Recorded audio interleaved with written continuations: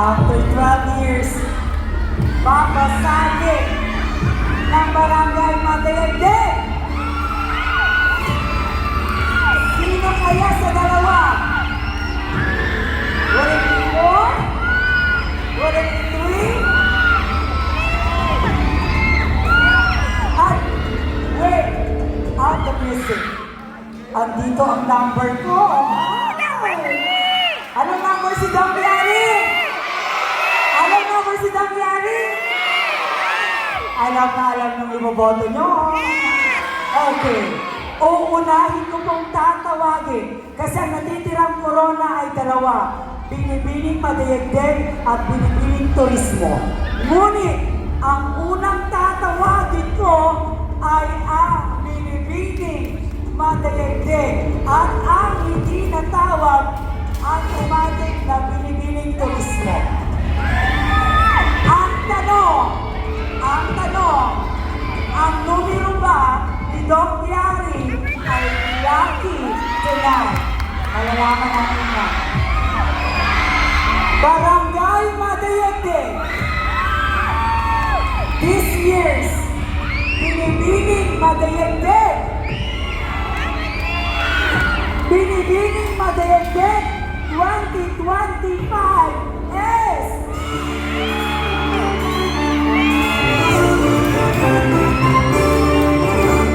free!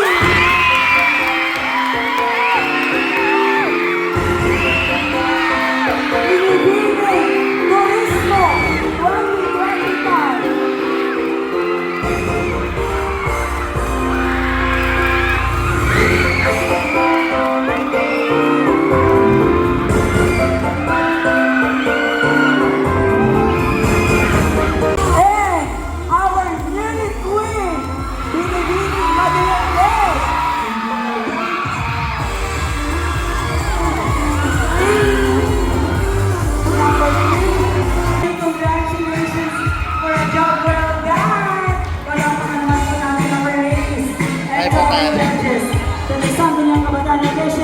To all the makeup artists, to our official sound system and lights, at sa lahat po na nandito, especially sa mga parents po, maraming salamat po.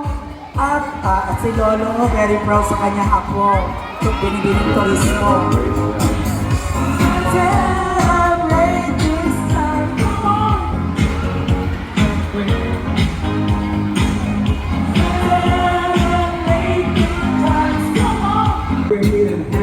Ladies and gentlemen, Barangay Madayagde, this has been your host.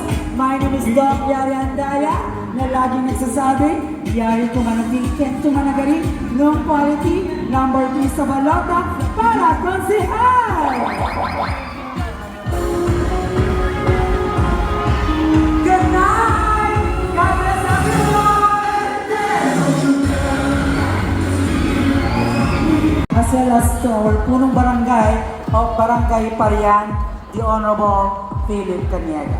Sir, ma'am, may we request Apo Kapitan Rosalie, Apo Kapitan Philip, and the rest of the Barangay Council officials of Madayagde. We have Kagawad Ate, Kagawad Tony, Kagawad JJ, Kagawad Jimmy, Kagawad Ampol. Ayan naman tayo nakakanya Kagawad, Umatal, Jamakita. Kagawad, ayan. We also have Kagawad. Sana po, palakpakan naman po natin sila. Kunwari, barangay official pa rin ako. Tapos maglalakbay-aral kami sa Sambales ulit, diba? I miss lakbay-aral. Ako sa nga makapag naapon ni Kagawad JJ. Agrayo makaapa. Tipatan yung mataidaan po. These are the leaders of Parian and Madayagde. Tonight, we're gonna be awarding our winners. Dito na ako sa babaan na. Welcome na permission, Captain. Permission tayo na baka kung may tugtigda. Di ba? Nako, kumusta si Kusan? Okay, we're gonna be awarding the 18 and above category. 18 and below. Sikat talaga, Gia. Maka-apekto na ito namin ipagpalang panunod, durang tumag. Diba? We're gonna be awarding our 18 and below category for our Madpar Basketball Tournament. Madayagdag pa yan, Madpar Basketball Tournament 2025 Certificate of Recognition. This certificate is presented to Zone 6! This certificate is presented to Zone 6 in recognition of their exceptional performance and victory as third place in Madayagdag Parian Basketball Tournament 2025 18 and below category. Signed, the Honorable Rosalyn M. Taba, the Honorable Gerald C. Taba, and the Honorable Philip B. Canyaga. Palakpakan naman po natin. Third placer. Wow. Second place. Our second placer. You were able to draw much more of yourself to camaraderie and sportsmanship. Ayan. And this time, medyo na-excite tayo sa resulta ng basketball. At namiss ko lang din naman si Kenneth Sagong. Alam niyo po si Kenneth Sagong, pagkagaling niya ng Tarlac State University at nagkaroon niya noon ng basketball tournament sa Madayagdig.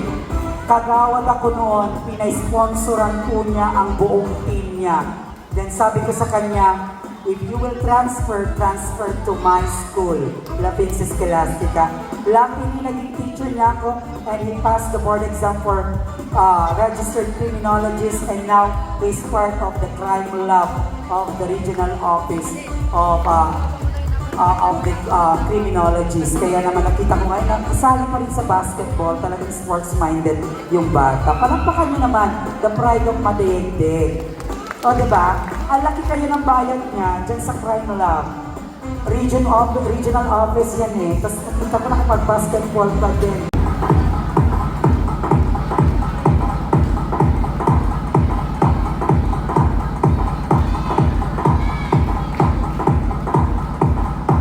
Okay, we begin with candidate number 1. Please move at the center part. Okay, it would gonna be like this. Can I request the sound system to please tone down the music? And I would also like to request our audiences, once the candidate is delivering her answer, I would request all of you to please keep quiet. Why? It is very difficult for our candidate to deliver their answer if there are interferences. And I would also like to tell to all of you that you may answer the question in a language you are comfortable with. Maybe Ilocano, Tagalog, or English, Mandarin, Cantonese, Japanese, Nihongo, as long as the judges can comprehend. Okay, I will repeat the question twice. If you would like me to translate it in Tagalog and Ilocano, I would try my best. Okay. For candidate number 1, for the benefit of our judges and our audiences, she's none other than Victory Fernando. She's 18 years old and a student of the Don Mariano Marcos Memorial State University, Middle Open University System, taking up Bachelor of Science in Business Administration. And she fills her life with creativity, crafting handmade flowers and selling them since 2022. So nagtitinda po siya ng mga handmade na mga bulaklak. Okay. Embracing the uniqueness of her name, she simply smiles and says, "Call me whatever you like." She spreads love and happiness wherever she goes, inspiring others with her kindness and passion. Oh, a round of applause to candidate number 1. So, you know her na. Diba? Kilala niyo na siya. Candidate number 1, judges, this is your question. How can we encourage young people to prioritize mental health and well-being in today's fast-paced world? How can we encourage young people to prioritize mental health and well-being in today's fast-paced world? Good evening, everyone. In today's relentlessly fast-paced world, young people are constantly bombarded with pressure to perform, to confirm, and to be perfect. Today, I rise to champion sustainable goal number 3, good health and well-being, because I believe mental health is the heartbeat of a Mental health is the heartbeat of a thriving society. It's time to break the silence, shatter the stigma, and create a safe spaces kung saan ang ating murang isipan ay napakikinggan, natutulungan, at binibigyang lakas. Through education, awareness, and compassion, we can inspire a generation that knows strength is not in hiding the struggle, but in facing it with courage and grace. As a binibining matayagtay, I don't just wear a crown, I carry a cause to make mental well-being not just a conversation, but a commitment to every heart, every home, and every human dream. And I thank you. Job well done, candidate number 1. Please step forward. Candidate number 2 is Rafaelin Macas Pagguera, 16 years old, grade 12 student under the Humanities and Social Sciences, or what we call HUMS. Strong and passionate advocate for mental health awareness among the youth. Energetic and creative, she enjoys dancing, singing, and spending time at the beach with her family and friends. Rafaelin aims to inspire her fellow young people to prioritize mental well-being and support one another in creating a more understanding and empathetic community. Candidate number 2, here is your question.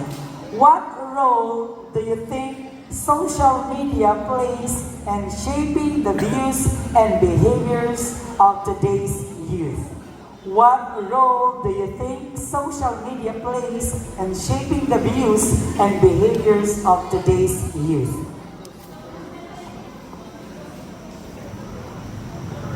Honestly po,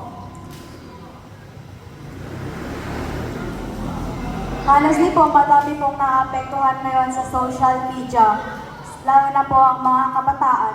Lalo na po kapag may nakikita or may nababasa man po sila sa social media. Kaya dito ko na po ipapasok ang sarili kong own advocacy ng mental health awareness of youth.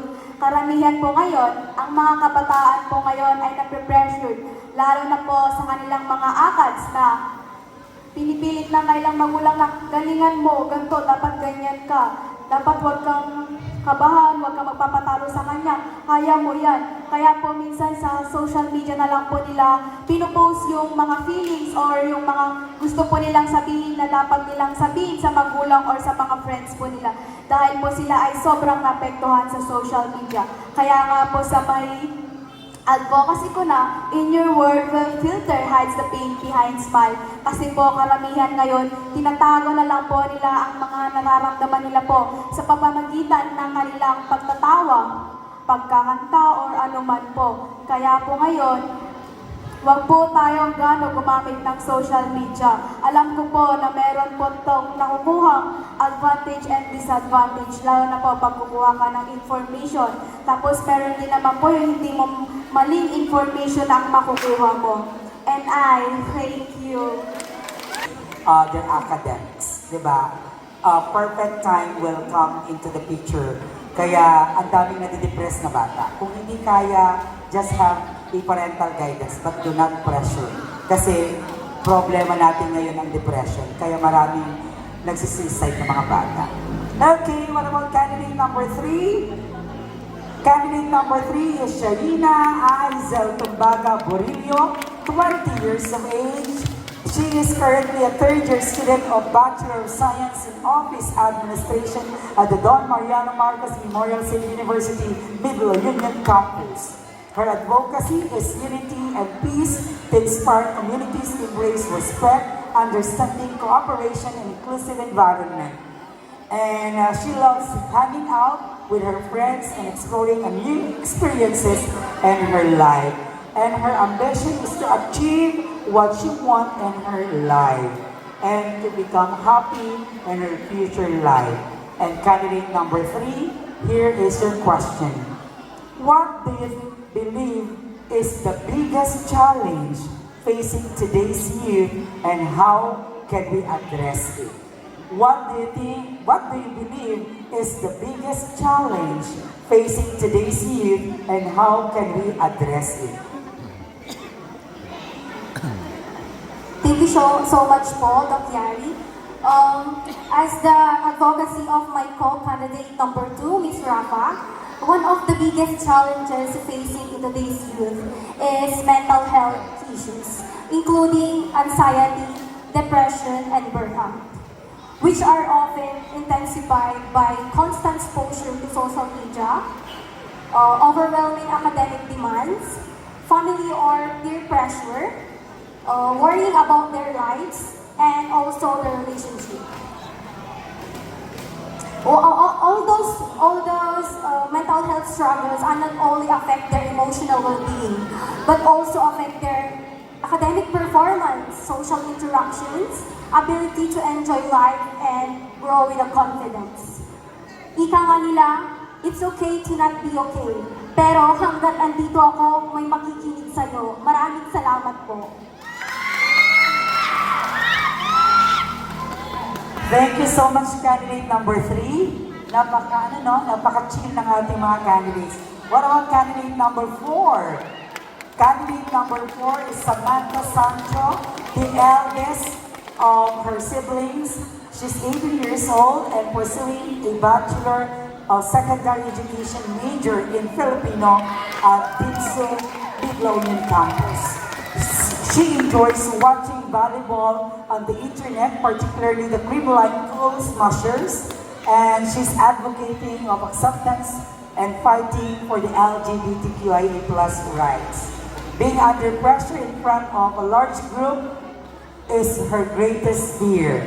Oh, na-overcome mo ba ang fear mo ngayon na humarap sa maraming tao? Yes po. Congratulations! Palakpakan niyo naman. Diba? And she's bit okay now. Here is your question, candidate number 4. In your own opinion, how can youth become more actively engaged in their communities? In your own opinion, how can youth become more actively engaged in their communities? Good evening, ladies and gentlemen. Thank you for that question. For me, youth can become more actively engaged in their communities by giving them a chance na ipakita ang kanilang mga kakayahan, lalong-lalo na sa sports. Hikayatin natin silang makilahok sa mga sports o kahit na anong proyekto ang meron sa ating barangay. Partikular na ang kahirapan, pagkakaisa at edukasyon. At maaari rin nilang gamitin ang kanilang boses sa paraan ng paggamit ng social media. Dahil alam naman natin na sa panahon ngayon, maraming kabataan o tao ang tutok sa paggamit ng social media. Kaya bakit hindi natin gamitin ang social media upang ipalaganap ang pagbabago at pagkakaisa? Dahil bilang isang kabataan, maaari tayong makatulong sa ating komunidad sa pamamagitan ng makikipag-isa, pagbibigay ng pagmamahal at pagtulong sa kapwa natin ng walang hinihinging kapalit. And magkakaroon din tayo at magiging active tayo sa pakikilahok sa proyekto ng ating komunidad sa pamamagitan ng pagsali sa kahit na ano proyekto, kahit pa hindi natin ina-expect kahit hindi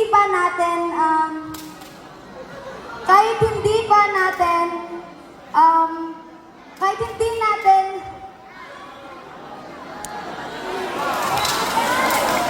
bilang isang kabataan, makikilahok ako sa proyekto ng ating barangay sa pamamagitan ng pakikipag-isa at pagbibigay ng aking makakaya, lalong-lalo na sa aking sports, na partikular na karamihan sa mga kabataan ay tutok sa paglalaro ng kahit na anong sport. Dahil dito, the more na nakakapagbigay tayo ng influence sa ibang kabataan, the more na nagkakaroon tayo ng motivation para lumaban lipunan. And I thank you. Thank you so much for the State of the Nation address, mahal na Pangulo. Ang galing niyang magtagalog, di ba? Hindi ako masyadong magaling sa Tagalog. Kaya pala siya Filipino major. She was able to draw much of our attention sa kanyang sagot. This time, we have candidate number 5, another lovely lady in the name of Altasia Javery Hovalar. She's 19 years old and a student of the Don Mariano Marcos Memorial State University, taking up office administration. She owns a small crafting business and supports body positivity, believing that everyone should feel proud and confident in their own body. Her biggest fear is facing a crowd, but today she stands with courage and grace, and she loves going on long rides, and her comfort zone is watching the sunset. Recently, she was crowned Miss Summer League 2024 in the 18 and above category in Barangay Matiegde. And this is your question. What advice would you give to young individuals who are struggling to find their purpose or voice? What advice would you give to young individuals who are struggling to find their purpose or voice? Thank you for that question po. To my fellow young individuals who struggle to find their voice or purpose, I want you to know that it's okay not to have the all answer right now. Because purpose is not a destination. It is a journey shaped by courage, experience, and self-discovery. Don't afraid to stand out, to fail, or to grow at your pace. You need to embrace your uniqueness and surround yourself for those people believe in you. And never compare yourself to others. Because every step you take, even if it's slow, it will help you. It will help you. It will help you. It will help you to become who you truly are. And remember, ang kabataan ay ang pag-asa ng bayan. And to become that hope, you must first believe in yourself. You must first believe in your own work. Because true purpose is not a perfection. It is a journey.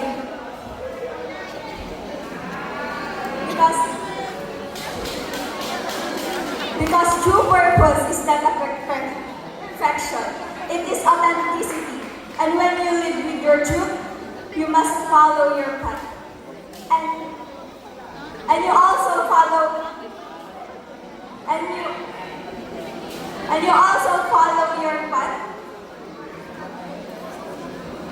And you also follow the entire generation that will follow your path. Okay?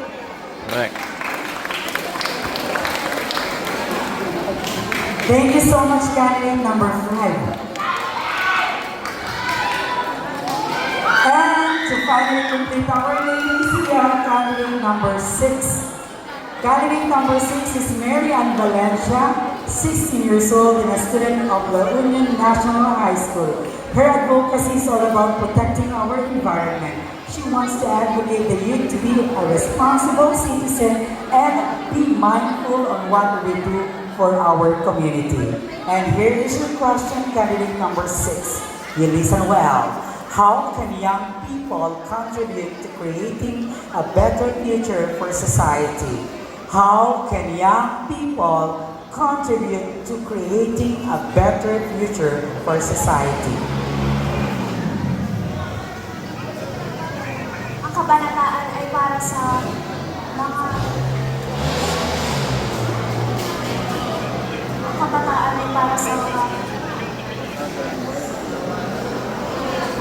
boses para sa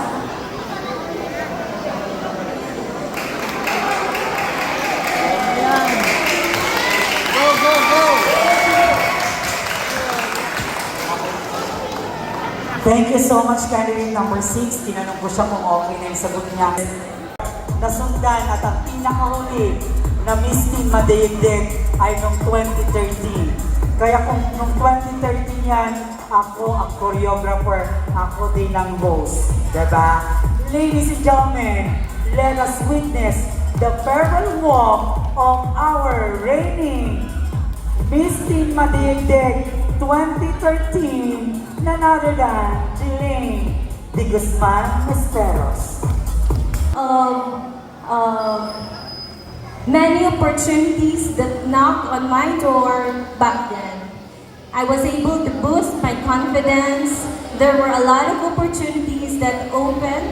I was able to join Lugianang Kabataan, Miss City of San Fernando, Miss Aringay, and those experiences is so special, and I keep treasuring all of those, even though right now I cannot do those things already because I am already a teacher. But I will keep supporting Barangay Madaigdig. Thank you, everyone. Once again, ladies and gentlemen, Jelaine de Guzman Esperos. Thank you, ma'am. Kalikasan 2025. This year's Binibining Kalikasan 2025